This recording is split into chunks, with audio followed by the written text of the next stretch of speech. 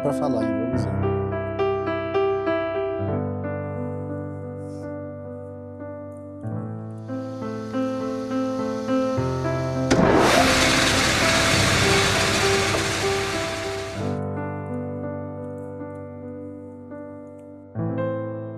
Sou marceneiro há 40 anos, sou autodidata, comecei a profissão com 15 anos de idade e tenho essa profissão até hoje. Tenho a marcenaria, adoro o que eu faço.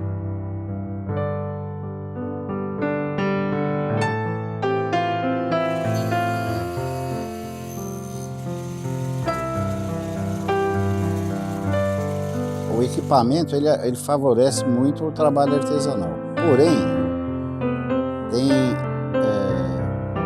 tem sempre que ter a parte profissional, entendeu? O artesanal, porque tem coisas que o equipamento não consegue fazer sozinho. Não é uma indústria que você põe um robô lá de chapa lá que ele monta alguma coisa. Então sempre vai ter, diminuir um pouco. O tipo de profissional também vai diminuindo com o tempo, mas sempre vai existir.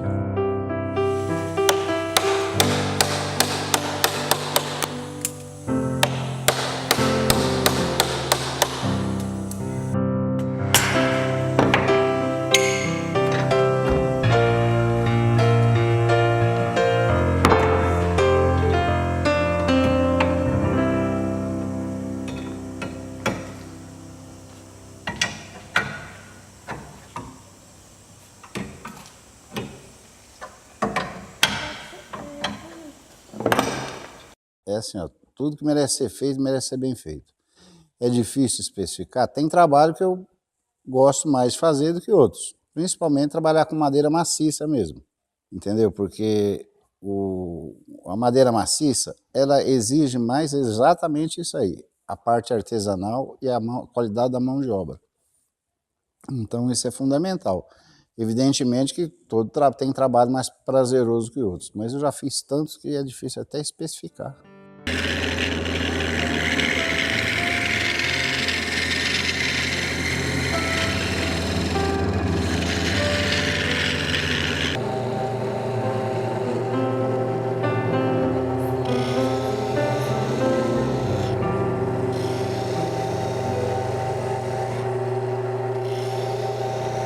Eu não gosto de ficar fazendo sempre a mesma coisa.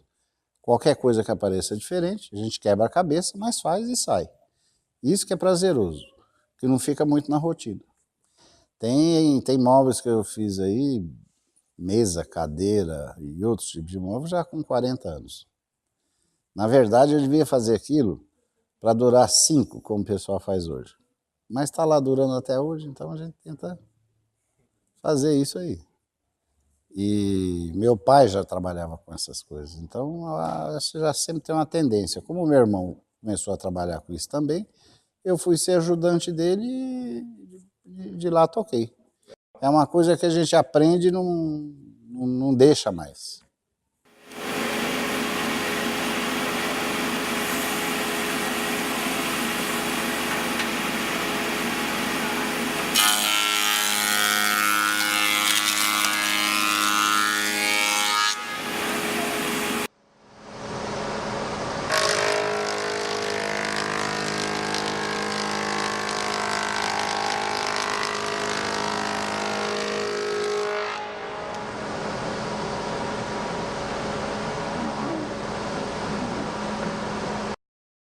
Porque quando você faz um trabalho mais artesanal, automaticamente a pessoa que tem aquele trabalho é porque valoriza esse tipo de trabalho e aquilo faz parte da vida da pessoa.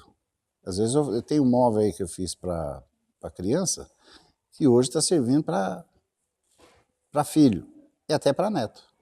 Então cria um laço, que aquilo foi feito naquela época com aquela madeira, coisa e tal, acaba fazendo parte da vida das pessoas.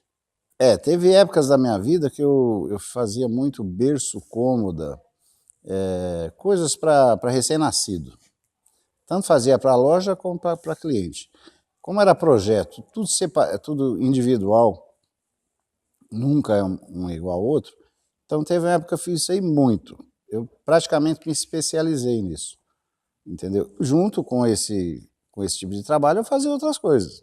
Porque aqui na marcenaria a gente faz de mesa, cadeira, caixilho, né, porta veneziana, essas coisas, como faço telhado, como faço mezanino, estrutura de aço, essas coisas, o que vier para a gente faz. Então, mas quanto mais artesanal, eu faço alguns móveis para algumas pessoas, que aquele móvel acaba fazendo parte da vida dela. Que as pessoas acabam não se desfazendo. Tem coisas que eu fiz aí para durar 100, 150 anos, se a pessoa quiser. Quer dizer, para ficar para gerações. Eu fiz uma mesa para minha filha, por exemplo, que ela pode entregar para o meu tataraneto. É só ela cuidar.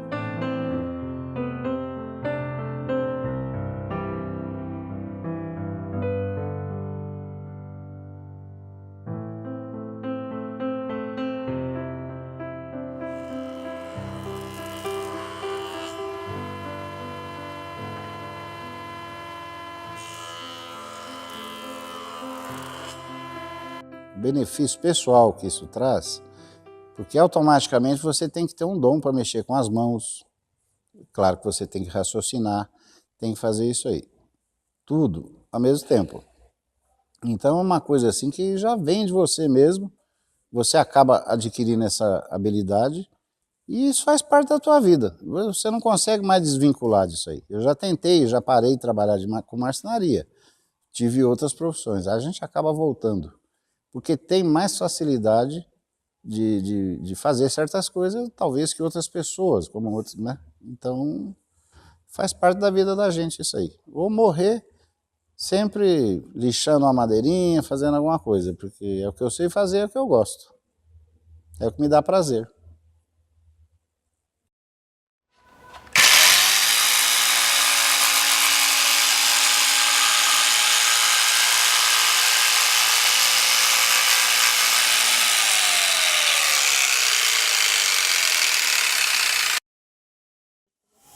Vai?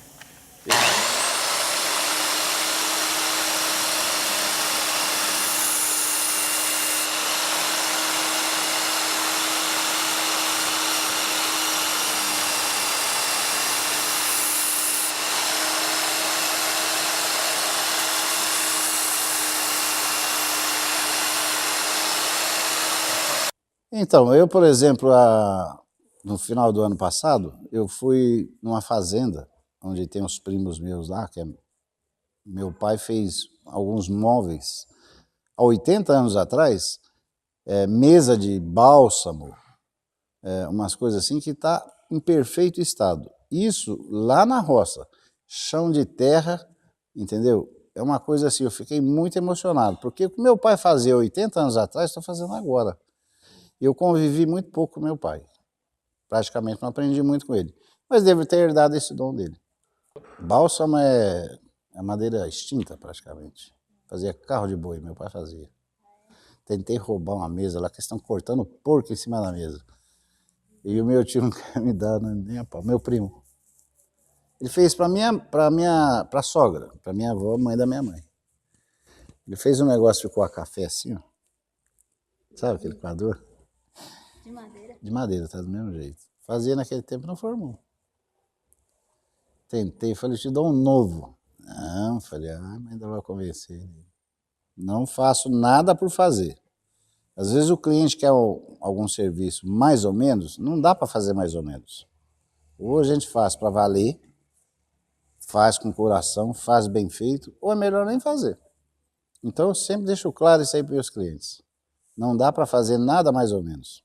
Seja de graça, seja para uma pessoa, para você doar alguma coisa, tem que fazer direito. Porque a gente não consegue fazer mais ou menos. Não tem como. Então não existe mais ou menos. Às vezes o cliente quer uma coisa mais assim, mais assada, mas se eu ver que não vai ficar bom, eu não faço. Ele vai ter que arrumar uma outra pessoa para fazer assim, porque eu não faço. Eu tento sempre personalizar. Quando eu faço uma porta, seja uma porta de quarto ou de entrada, alguma coisa, sempre utilizo a marcenaria mais antiga, que hoje está ficando extinto. Então é porta, por exemplo, com almofada, entendeu?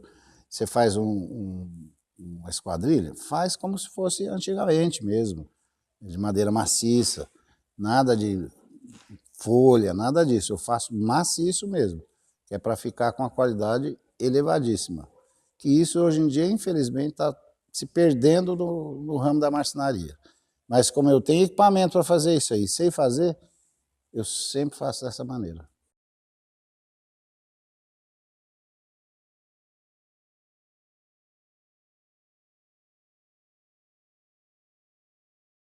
Sempre vai ter que ter um profissional para operar essa máquina. Na indústria automobilística, eles conseguem robô para fazer, mas aquilo é chapa, né? Aquela chapa lá, ele prensa, solda, pinta. Madeira ela tem vida. Mesmo depois da árvore cortada, assim, ela tem vida própria. Ela empena, entendeu? Tem madeira para certo tipo de trabalho, isso a máquina não consegue fazer, não tem como. Então sempre vai ter que ter um profissional de boa qualidade, mesmo para operar esse equipamento. Senão não tem jeito. É um trabalho artesanal e vai continuar sendo, desde que você faça um trabalho de boa qualidade. Agora, se tratando de cozinha de MDF, aí já é um material industrializado, já é outro tipo de coisa. Mas marcenaria mesmo é dessa maneira e vai continuar sendo. É como se fosse um pintor de quadro, um escultor, mesma coisa.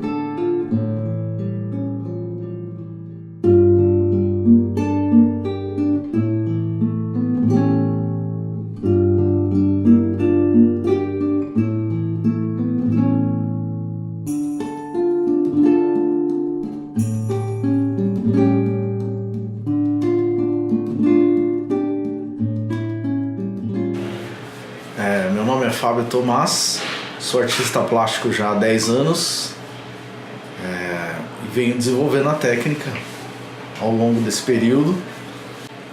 E é o que eu gosto de fazer, é o que me distrai, é o que me relaxa e é onde eu me encontro.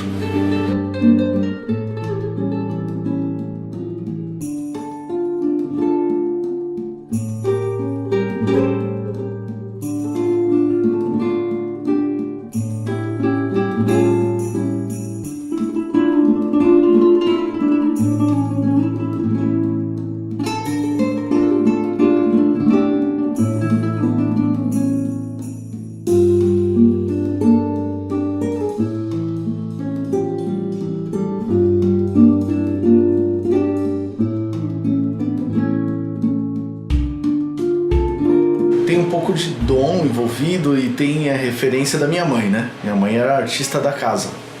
Então foi ali que eu fui vendo ela trabalhar, ela fazer as invenções dela, que eu acho que foi desenvolvendo em mim assim, essa curiosidade por essa arte. Um trabalho que me marcou bastante foi um curso, né? O professor deu um tema de cartoon, e eu desenvolvi um boneco que é de um desenho antigo, o Mr. Magoo, né? Ele tinha um material de sketchbook desse desenho, né? Coisa rara assim, os papéis originais assim, né? E aí foi uma coincidência eu ter feito aquilo e ele depois a gente juntou esse material e virou até tema lá na escola. Isso me marcou bastante, né? Eu acho que assim, o primeiro profissionalismo que eu me envolvi assim em construção de boneco, né? Desde uma referência original até o 3D dele na massa.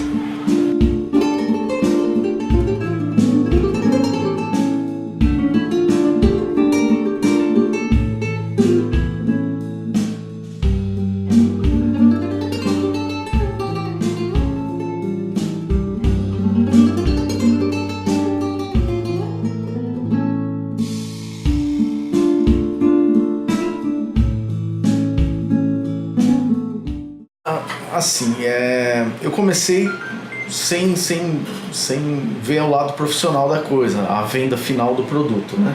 Era mais por gostar das técnicas e tal. E o resultado final vem com o tempo. Então, quando eu comecei, eu não conseguia enxergar isso porque tinha deficiência nas peças, né? Aí, quando começou a melhorar um pouco a técnica, né? Aí eu comecei a sentir naturalmente das pessoas interesse nas peças, né? Então, eu gosto muito de conversar, de falar, né? Sou bem receptivo a novas conversas. E aí, então, vai gerando naturalmente. A pessoa se interessa pela peça, comenta. Então, eu faço um trabalho autoral, eu não faço um pedido. Eu quero uma peça olhando para cima com a perna para baixo. Não, eu faço o que eu tenho de inspiração e depois o cliente se interessa pelo meu trabalho, né? Então é mais um trabalho autoral. Eu tive a oportunidade de visitar alguém que tem uma peça minha em casa e ela estava lá num cantinho especial. Você vê que estava, né?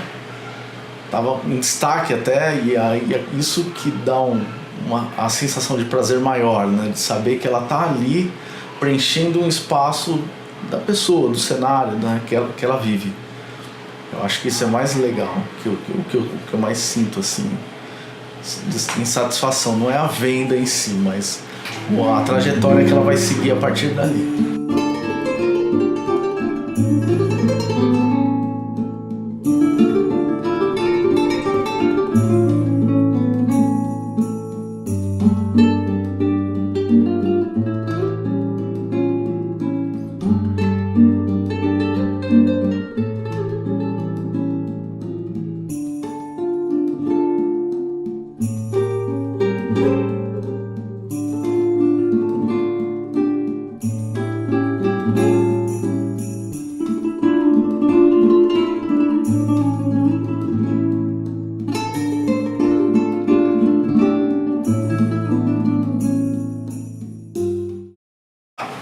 A minha inspiração foi através de filmes, né? Eu sempre gostei muito, principalmente dos filmes antigos. Então vamos pegar algumas referências. King Kong, aquele seriado que tinha o Elo Perdido, que tinha os dinossauros, que era bem de espuma mesmo, né? Depois veio aqueles seriados japoneses, Jaspion, Jiraiya, né? Aquelas armaduras e tal. Então aquilo me inspirava muito. Nossa, como que eles fazem aquilo, né? E aí começou a vir os filmes mais evoluídos, Jurassic Park, né? Quem fez esses negócios? Aí comecei a ir atrás. Aí descobri o tal de Stan Winston, né? Que ele começou assim, ele era um escultor e de repente a empresa dele deu um boom, né, na área de cinema, e ele forneceu por muito tempo, né, enquanto foi vivo, material para esses filmes. Ele ainda tem essa empresa, então sempre me referenciei nele, assim, de que o meu talento, a minha arte seria útil para alguma coisa e seria nessa parte visual da coisa, de filmes, de criação, personagem, né?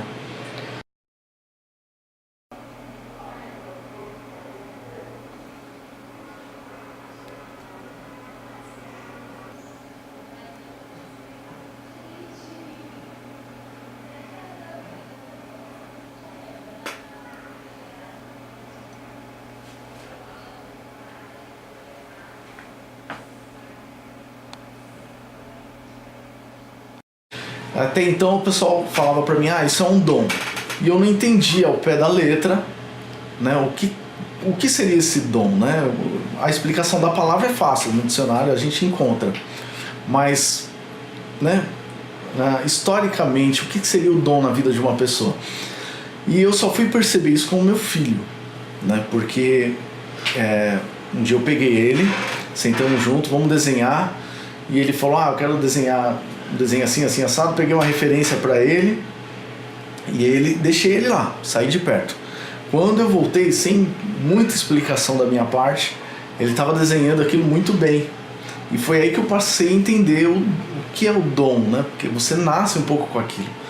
E aí eu passei a entender por que minha mãe, por exemplo, me incentivava bastante, meu pai, quando eu era pequeno, com folhas, mesa de desenho, né? Lápis, essas coisas assim, porque de repente eles viam em mim o que eu vi no meu filho hoje, né? Esse dom natural, assim, né? E sem muita explicação ele já desenvolve. Então sempre eu pego ele para modelar junto, né? Para pensar junto como fazer. Que peça que eu vou fazer? Eu tô pensando em fazer isso, aquilo outro, e ele sempre fala, eu acho isso, eu acho aquilo, e eu dou uma certa importância para aquilo e deixo ele perceber que ele está realmente participando, né? Se de repente ele dá uma opinião até que eu tô meio contra, assim, não, eu vou pela dele porque eu sei que também vai favorecer bastante as ideias dele, né? Lá na frente.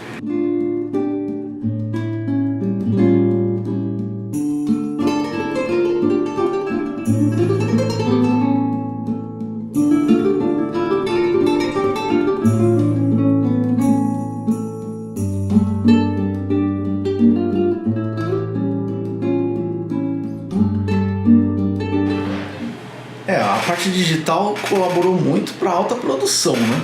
Para alta produção colaborou muito e tira um pouquinho o trabalho manual do mercado. Porém, né, vai ficar aqueles que cultuam mesmo a arte de uma forma nostálgica e religiosa, vamos dizer assim, né? Então, quer dizer, não vai morrer, né? Porque como a gente já conversou, traz um pouco uma terapia interna e tal. E para a evolução do artista que vai criar no digital, é necessário essa parte manual, desde um desenho no papel, né, e até uma escultura, né? Hoje tem softwares que já fazem o que eu faço na massa perfeito digitalmente, depois o cara anima, vira filme, né? Mas vai ter aquele momento que, se o artista não pegar na mão, sentir a coisa, ele começa a desandar e se perder nesse processo. Então, né, profissionalmente é necessário e artisticamente também, né? Pede, é uma coisa da alma, assim, né? Pede que aconteça. Há muitos mercados, né? Então, enquanto alguns trabalham na grande produção de filmes e tal com o digital, você tem toda uma orla, né, de cultural, né? Você pode tanto trazer culturas antigas, né? E fazer a tua produção, né? Você pode achar o teu nicho de mercado e se beneficiar dele. Poder parar perante uma obra de arte, independente de qual seja, né? E refletir sobre ela, né? Sobre você, sobre, né? Sobre outra pessoa por trás daquela obra, e aquilo te traz pensamentos, né? Pensamentos, reflexões. Então beneficia sim, né? Beneficia sim. Tanto pelo embelezamento, vamos supor, de uma praça, de uma casa, de uma empresa, tanto para que o autoconhecimento da pessoa, né? Que ela entenda, ela se veja, né, de uma forma artística, né? É importante isso. Como se fosse um grafite, uma pintura, um outdoor impresso, né? Ela faz a pessoa primeiro refletir sobre si própria, né? Sobre outras pessoas, sobre o cotidiano. Né? Então eu acho assim, é muito importante. A artes plásticas, sim, ela no âmbito social, ela é necessária, né? Então assim, independente do que você for fazer, no começo é muito difícil mesmo, né? Você não vê os resultados que você espera ou de alguém que já está lá na frente, né? Então faça, né? Não deu o resultado que você queria no princípio, faça de novo, faça repetidas vezes até você alcançar uma certa excelência. Claro que sempre você vai aprender mais, mas com a repetição você consegue alcançar a perfeição, né? E essa perfeição ela é infinita, então você vai determinar um padrão para ela, né?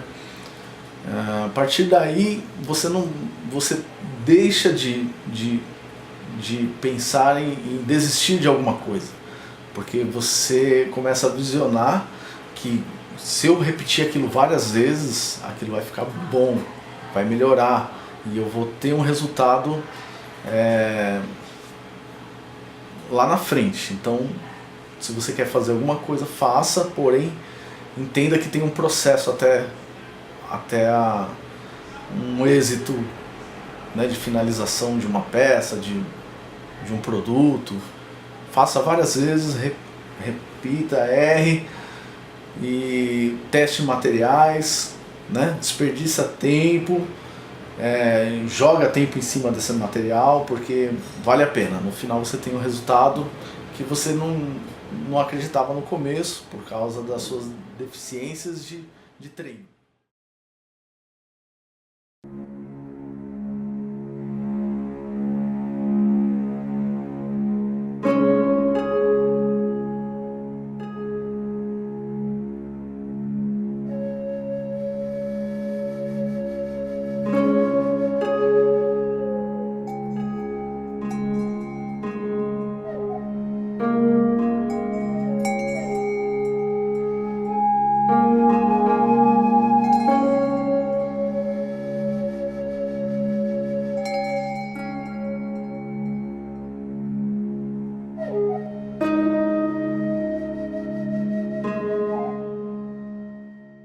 Beleza, meu nome é Sidney, eu trabalho com artesanato com bambu já há mais ou menos 3 anos, então tenho vivido dessa forma aí.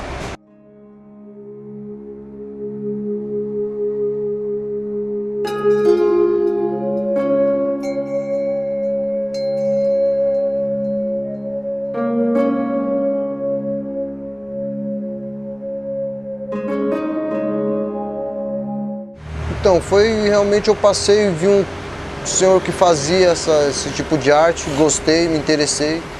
E aí pedi para ele se ele poderia me ensinar, tal. Ele falou que não ensinava mais, já tinha dado aulas, mas não era mais o foco dele. E aí, do nada, nós entramos em contato outras vezes e consegui, me ofereceu 15 aulas, sendo que dessas 15, acho que na 3ª ou 4ª aula ele me dispensou, falou que eu estava pronto para me virar. E aí eu fui pra cima, se ele acreditou, também tive que acreditar, cara. O artesanato como um esporte que tira muitas pessoas de outros caminhos, mostra uma direção para muitas pessoas, que nem mostrou pra mim.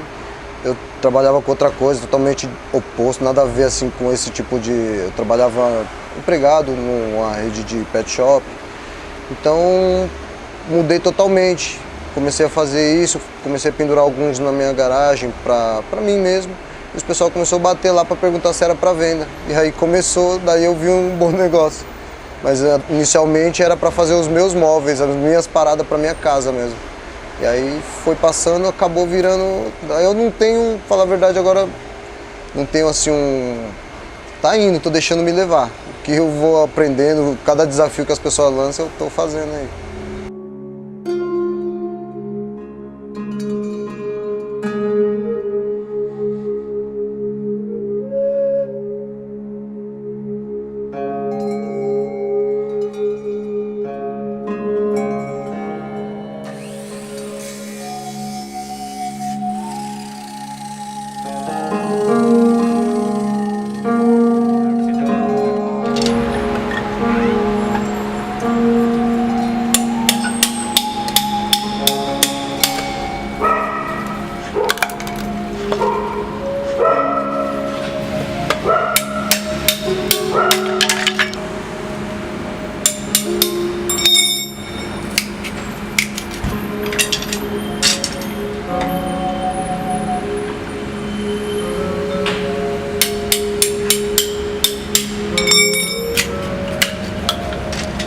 aconteceu dois fatos que me deixou bem, assim, que me deixou contente. Foi um que uma médica tinha receitado para uma mãe.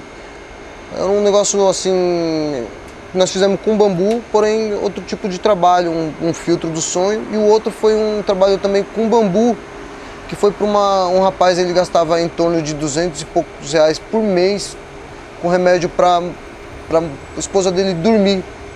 Ela era paraplégica e tal, e ela tomava muitas doses de remédio. E ele comprou uma fonte minha, pagou praticamente esses 250 reais, uma fonte bonita e tal. E aí ela queria dormir, ele ligava a fonte na tomada, ela conseguia dormir. Ele suspendeu o remédio que ele gastava todo mês, 250. Então, uma vez que ele resolveu pagar 250 na fonte, resolveu o problema da esposa dele. E aí foi uma história que eu até conheci ela também, fiquei bem feliz. Achei que ajudou, de alguma forma, ajudou outra pessoa. Pra quem tá aí, respeito pra quem chegou. Cidade Verde no link, trazendo sangue novo. No Brasil, quando demorou, levantar. Por amor chegou, vem com nós. No Brasil, mano, demorou, levantar. Por amor chegou.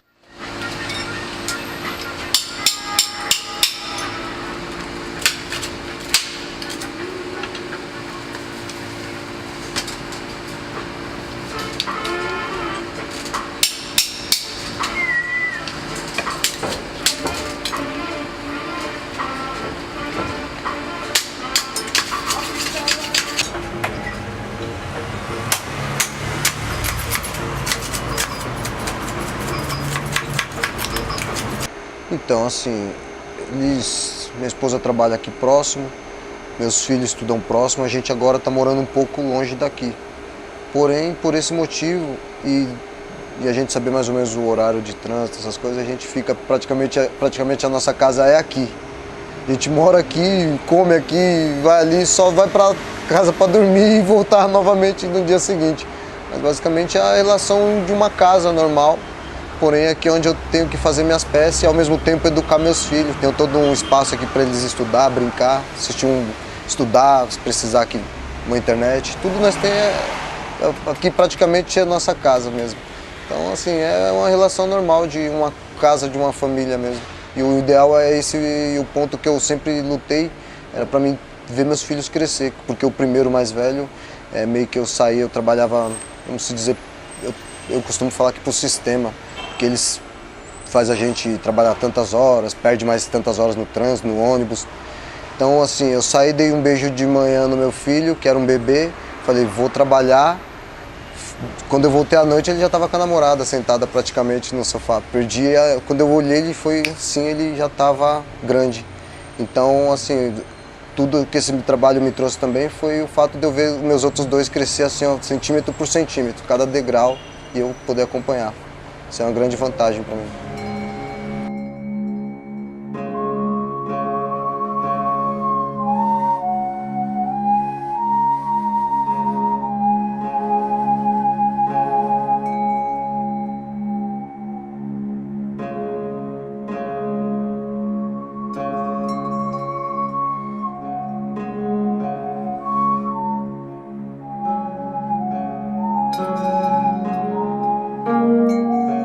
Hoje meus filhos ficam aqui comigo, o máximo do possível eu ensino algumas coisas para ele.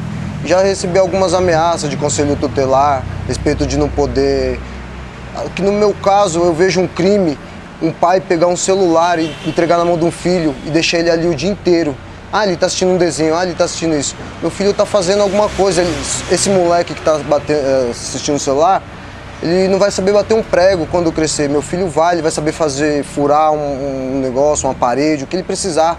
Ele vai saber que a mão dele para que serve, não é para ficar clicando, digitando, não é só para isso. Então, assim, a mão tem muito mais função do que somente ficar aqui com, vamos dizer, no mundinho aqui, ó. Então, assim, eu recebi algumas ameaças nesse ponto de já ver uma mulher, que meus filhos estão na escola. Procuro vaga, tá ali o telefone para a menina, conseguimos recentemente. Aí, enquanto ele não tem vaga, eu tenho 2 carteiras daquelas de escola mesmo, que aí eles ficam ali desenhando, fazendo, e a culpa não é minha. E aí, assim, eu não posso deixar também meus filhos enterrados o dia inteiro numa escola, com uma babá, com outra pessoa, eles vão crescer aqui. Eu não tenho medo dessa ameaça, eu acho que o meu tipo de trabalho que eu estou passando para eles é uma cultura. Agora, esse negócio do celular, eu não acho que é cultura, acho que esse sim deveria ser um crime. Esse sim deveria ser um crime. E é isso, cara. Eu acho que é muito bom esse fato deles estarem aqui aprendendo, vendo também quanto é bom trabalhar com as próprias mãos.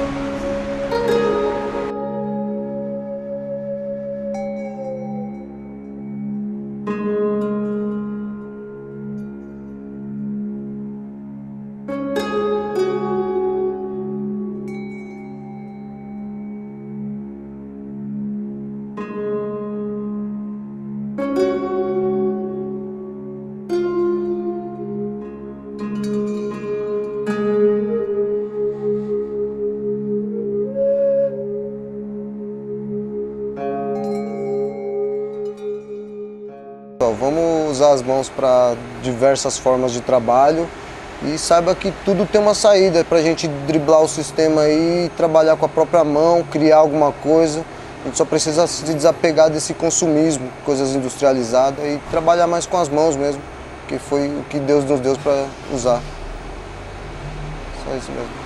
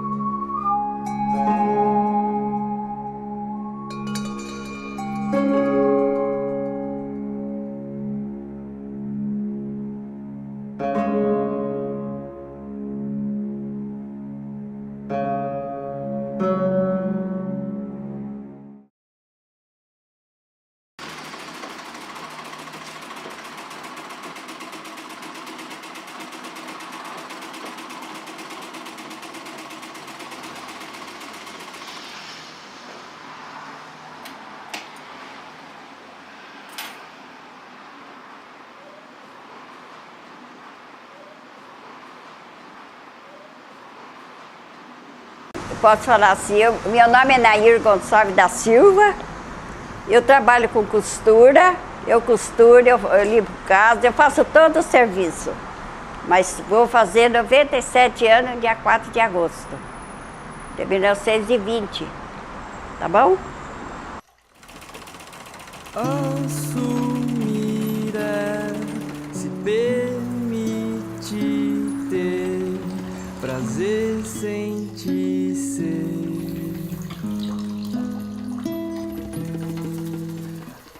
Aceitar é sobreviver, confiar em ser quem você pensa que é, quem você pensa que foi, quem você ainda será. Eu gostava muito de costurar e meu pai me comprou uma máquina de mão. Primeira máquina minha foi de mão, de tocar com a mão, sabe? Aí como eu comecei a costurar muito, meu pai trocou a minha máquina de mão por uma de pé, que tenho até hoje. Uma Sige boa, costuro para os vizinhos, faço muita reforma e minha vida tem sido assim até a data de hoje. Não quero levar a vida como competição. Eu deixo ser leve pra ser livre de qualquer culpa ou razão. A primeira costura minha, eu fiz uma calça com a vista do lado esquerdo. Então foi muita risada, meus irmãos brigou muito. Eu não pude reformar porque já tinha feito a calça. Aí na segunda pediu a orientação para minha vizinha, ela me deu, aí acertei. Teve uma calça também que eu fiz uma perna curta e outra comprida. Só pôr uma emenda na outra perna. Porque aí eu fiz mais curta. Levei a calça lá pro seu João vestir, o seu João vestiu a calça, uma canela de fora do lado e outra comprida. Eu quase morri. Nossa, eu falei, Rosa, eu dou outra calça pro seu João. Não, senhora, emenda aí o que só cortou e pronto. Aí deu tudo certo, porque eles aceitaram o meu erro. Mas também nunca mais eu errei. Costurei para 6 irmãos e eu costurava, nunca aconteceu nada. É isso aí.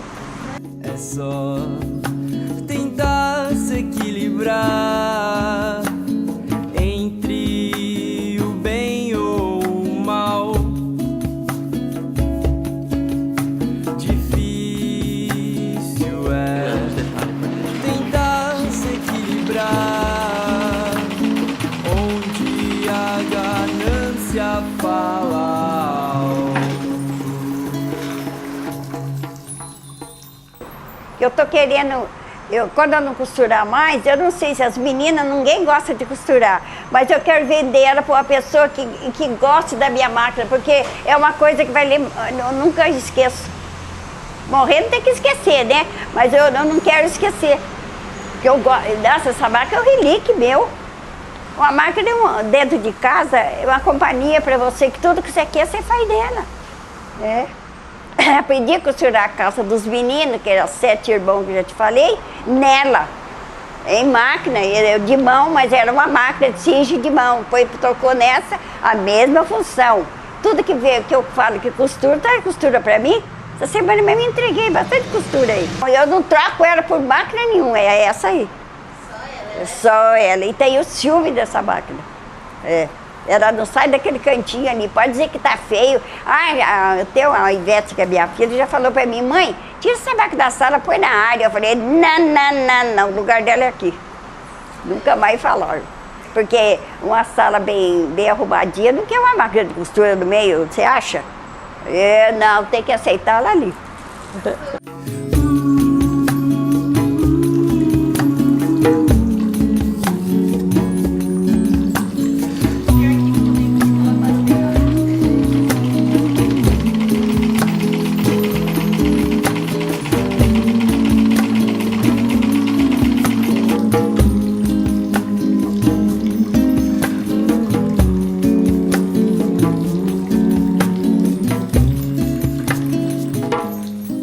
Trabalhar é um divertimento.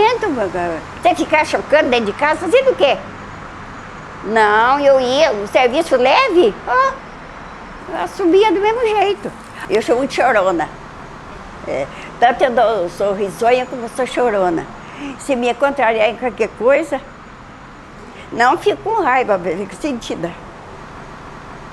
Gosto muito de ler. É que nem eu falei para vocês, eu saí da escola, meu pai não queria que eu aprendesse a ler. Para que menina aprender a ler? Mas quando ele pôs eu na escola, eu saí lendo ABCD. A, B, C, D. Mas aí, na minha cabeça, eu falei, se pôr o R com o A, errar, né? Aí eu comecei a formar palavra. O dia inteiro, até uma vez a mamãe até deu uns tapas em mim, porque ela mandou lavar a louça e eu estava com um papelzinho na mão. Rá, ré, ri, ró, ru. E hoje eu leio corretamente, mas não tive escola, não. Tive só, meu pai não quis deixar. Falou para mim que escola para menina não era bom coisa. Ia escrever para namorado. Mulher não precisa aprender a ler, mas eu queria, né? Antigamente os pais eram muito rigorosos pra gente. Imagina bater papo com o namorado, nunca. Nunca, menina. Passear então, precisa saber com quem eu ia. Só com os pais. Mas naquele tempo a gente aceitava, porque todo mundo era assim, né?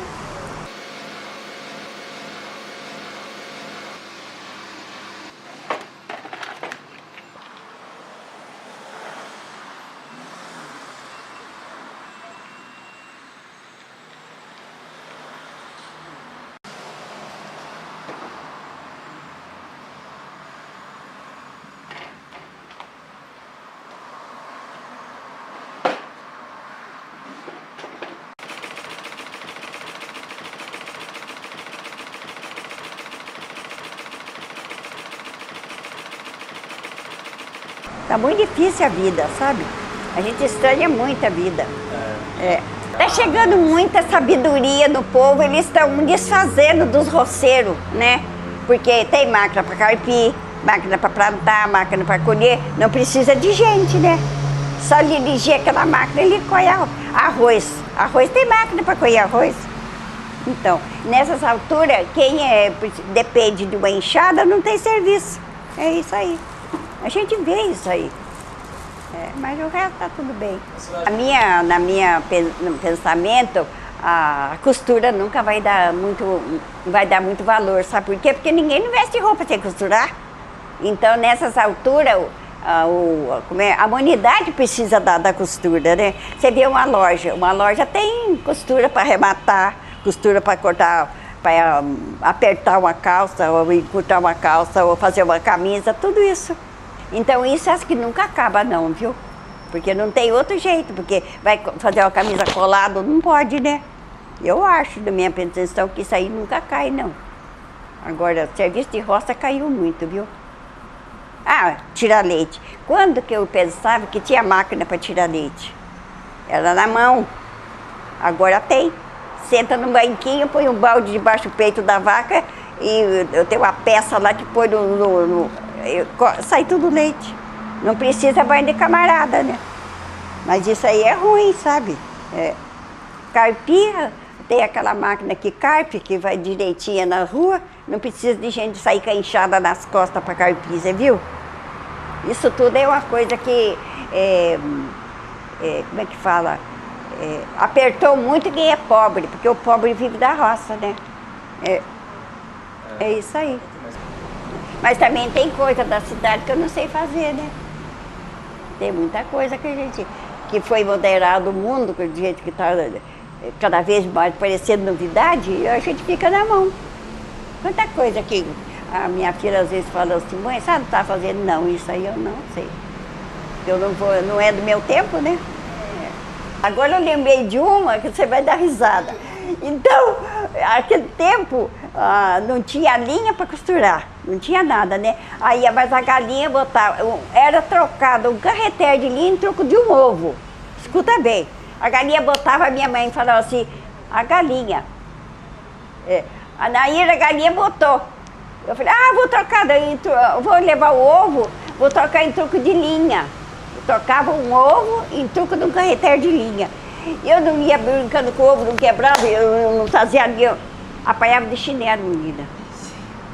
Aí, cadê outro ovo para ele trocar da linha? Cadê outro ovo? A galinha tinha botado o ovo dela, né? A galinha não bota 2 ovos por dia. Eu acho que para ser uma costureira tem que fazer que nem eu. E fazer errado até acertar, né? Porque quanto erro eu não fiz da minha vida de costura, né? Essa mesmo que eu gosto. Da Rose, o quê? A Rose não faz muito tempo, ela morava aí. Eu cortei uma perna de uma calça e a outra ficou uma mais curta do que a outra. E eu já morava aqui. Isso é uma coisa engraçada, sabe? E quando a gente é moça, mais erro tem, né? Porque não tem prática de nada. Viver é só tentar se equilibrar entre o bem ou o mal. Difícil é tentar se equilibrar onde a ganância fala alto.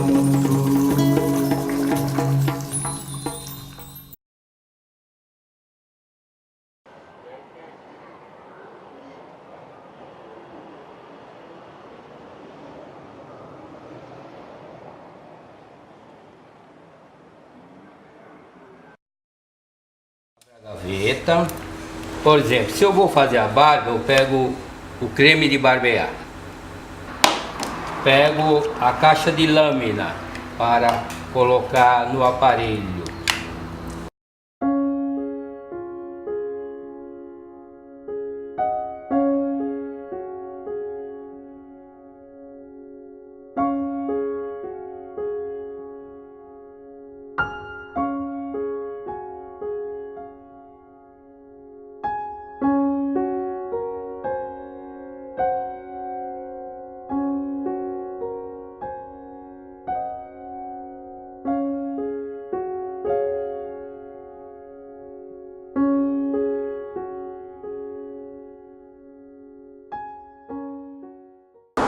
O meu nome é Permínio Ribeiro Viana, eu sou do estado da Bahia, ali do Vale do Rio São Francisco, cidade de Remanso. Eu vim para São Paulo no ano de 56. Trabalhei lá 5 anos como barbeiro e aqui já estou nesse salão há 54 anos. Comecei no ano de 63 para 2017, dá 54 anos. Porque os pais querem sempre o melhor para os filhos, né? Então, põe ele para aprender uma profissão. Aí me puseram para aprender barbeiro, né? Se bem que falaram outras profissões, aí eu escolhi barbeiro, né? Quer ser alfaiate, quer ser carpinteiro, quer ser ferramenteiro, e outras profissões. Aí eu escolhi barbeiro, né? Quando eu fui para a escola aprender barbeiro, e fiquei 1 ano de aprendizado, né? Se bem que o professor falou que eu fui um dos que aprendi mais rápido, porque o barbeiro mesmo daquela época era muito difícil para aprender, porque naquela época, além de aprender a cortar o cabelo e fazer a barba, você tinha que aprender a afiar a ferramenta. A tesoura, a navalha, tudo teria que ser afiado pelo barbeiro. As navalhas era aquela que você passava numa correia para afiar. A tesoura você tinha que pegar um esmeril e fazer o fio da tesoura, né? Que também é muito difícil fazer, afiar uma tesoura, porque a tesoura é só um lado que você afia, senão fica igual faca, os dois lados, aí não vai cortar o cabelo, né? Então o aprendizado é muito demorado naquela época. Hoje não, você entra numa escola lá, 2, 3 meses você já é profissional, é cabeleireiro, porque vai no dedinho, né, cortando, né? Naquela época não, era muito difícil aprender a profissão de barbeiro. Eu fiquei 1 ano de aprendizado para começar profissionalmente, né?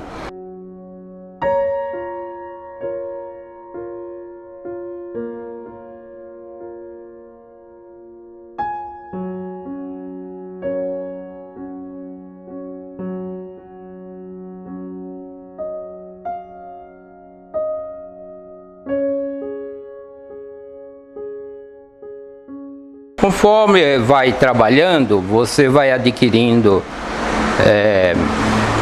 alguns clientes que são de áreas mais importantes, né? Como, por exemplo, eu já cortei o cabelo do governador, Dr. Geraldo Alckmin, o filho dele, aquele que morreu no acidente lá do helicóptero, era meu cliente desde garoto, né? Então são essas coisas aí que o cliente, alguns conhecidos passam aí, né, e vê o governador aqui no salão do Viana, meu. Aí para aqueles carrão aí na frente aí, com a segurança, essas coisas aí, são coisas que marcam a profissão da gente, né? Eu nunca esperava que ia chegar a cortar o cabelo do governador.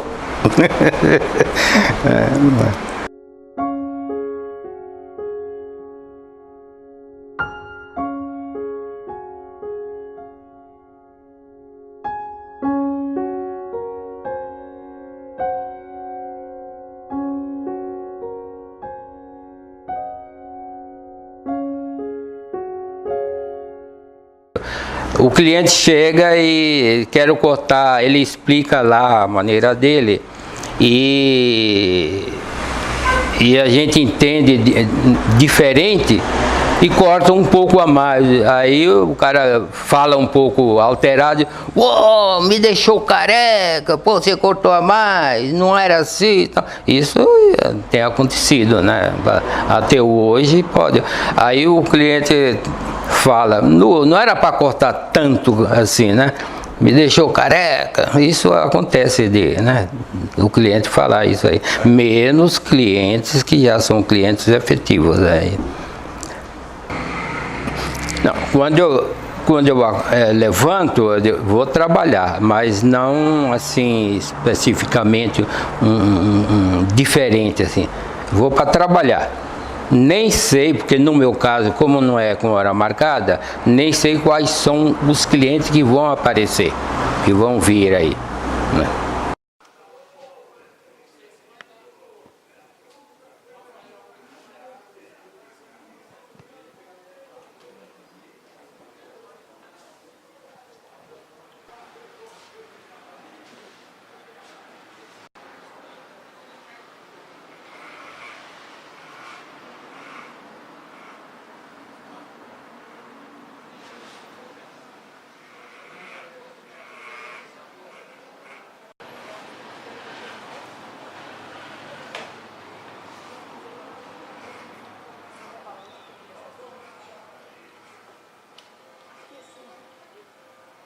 Olha, eu tenho amigos que sabem que tem um dizer muito antigo que diz assim: mais vale amigo na praça do que dinheiro em caixa. E é verdade, viu, meu? Às vezes um problema que você não sabe como resolver, aí você tem um amigo que ele, não, faz assim, você diz, puxa, por que eu não pensei antes? É isso aí. Você pode ver que aí o azulejo é verde e branco. Agora, por quê? Porque o dono é filho de italiano, meu, palmeirense roxo. Aí eu vim para alugar aqui o salão, fui lá e conversei com ele. que eu perguntei para ele se ele me alugaria aqui o espaço aí para... E para que você quer? Eu digo, para abrir um salão de barbeiro. Aí ele vira para mim e pergunta: qual é o time que você torce? Eu digo, estão falando de negócio, alugar um salão, o homem vem com futebol, tem nada a ver uma coisa com a outra. Eu quero alugar o salão. O homem pergunta qual é o time que eu torço. Aí eu digo, eu sou palmeirense. Naquela época eu tinha uns 20 e poucos anos, né? Ah, tá bom, então vamos conversar a respeito do negócio. Depois é que ele me falou, que ele disse, nunca eu ia pôr um corintiano aqui do meu lado, porque senão não ia dar certo. Então, clientes que ele vem aqui, vem acompanhado da esposa, da namorada, ou que seja noiva, por causa da barba, meu. Sabe? Tem um significado muito grande a barba, viu? A pessoa pensa que é só ter a barba. Não é, não. A barba mexe com a própria família. Uma vez eu vi um senhor aí, ele sempre falava, não, porque minha filha disse que não sei o que lá, minha barba teria que ser assim. Eu digo, traz ela aqui. E ele trouxe a filha. Ela devia ter o quê? Uns 14, 15 anos. E ela deu a ideia dela e eu fiz, como eles podem fazer do jeito que ela quiser aí, do jeito que ela, e eu fiz de acordo com o que ela queria. Pronto, aí ela agarrou ele, beijou ele, eu digo, aí, ganhou vários beijos, porque ela gostou da barba, né? Mas ela falava lá na casa dela e ele vinha, chegava, seu Viana, a minha filha disse para você fazer assim, essa. A gente não acerta, né? Como é que ela queria a barba. Aí vieram junto, aí não deu outra. Eu fiz a barba. São coisas assim, né? Que acontecem na família, né? Aí pronto, eu digo agora, pode deixar, quando você vier eu já sei como fazer a barba. E isso acontece aqui várias vezes, né? Porque são detalhes. O cabelo também é a mesma coisa. A esposa fala, bem, corta o cabelo assim, fala para a Silviana cortar o cabelo assim, mas fala um detalhe que a gente não pega tudo direito. Fala para ela vir uma vez aí junto aí, que ela vem, ela chega já, olha aqui, Silviana, dá um jeito aqui nessa parte aqui, porque o cabelo dele é meio ondulado, então e a gente vai direitinho e corta. Porque tem cabelo que às vezes não é só a tesoura, você precisa usar a navalha.